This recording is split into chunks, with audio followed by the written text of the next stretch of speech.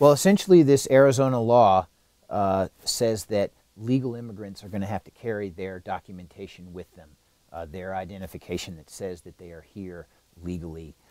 And the law enforcers in Arizona will be able to essentially approach people suspected of being in the country or in Arizona illegally and ask them for their papers. I know that they have made some tweaks to this law very recently, very late in the evening on Thursday. And I also know that there are already legal challenges in place to this law. And as I said, this really is a chance for people on all sides of the immigration debate to rally, to get fired up one way or another. Arizona, the people who are for it in Arizona essentially say, hey, you know, we did this because the federal government isn't doing enough on immigration, on enforcing immigration policy.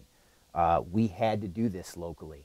But the people who have been working on immigration reform nationally, as I said, they have been working at this for quite some time. And even before the Arizona law was passed and signed, thought that a deadline was coming up and that the situation was already boiling over.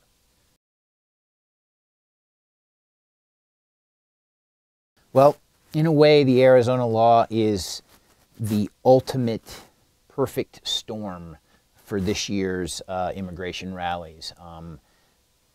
People were already talking about April 30th, May 1st as a deadline in the immigration reform debate. I was at a pre-March rally just a few days ago where Angelica Salas of the Coalition for Humane Immigrants' Rights of Los Angeles was basically saying, we spoke with President Obama. We said that if there's not something on the table, if there's not legislation out there being batted around in the process by April 30th, you know, we need results. So that deadline was coming anyway. The Arizona law essentially was more fuel for the fire. So what you have is something very, very tangible that immigrants' rights activists, an issue that they can rally around.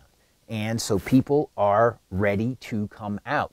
Another thing that will make this different is that in Los Angeles, which is one of 70 or 80 cities participating in these rallies here in the United States, in Los Angeles, there will be one march. There are often several rallies taking place. And even when there are several separate rallies scattered across the Southland, those rallies tend to be pretty well attended. But with all these labor unions, all these immigrants' rights groups, these coalitions, anti-war, anti-racism, sort of focusing in on one place, this could be a very, very big event. And it takes place on a Saturday.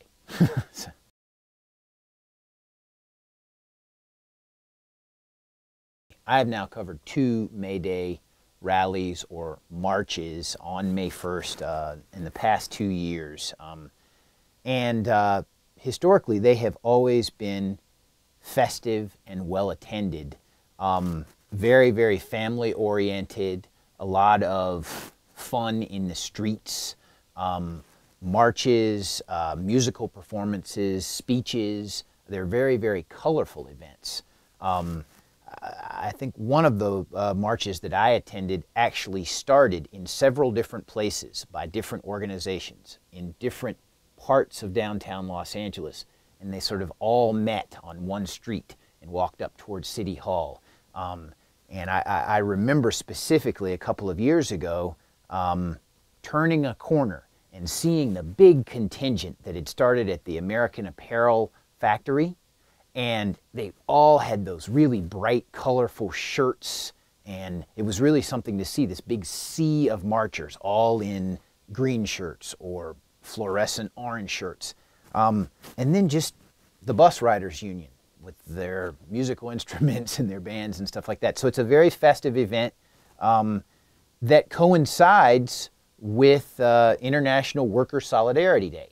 which is a really big day in other countries. When I lived in Europe, it was a really, really big holiday. So it's a day when people are inclined to get out and express themselves.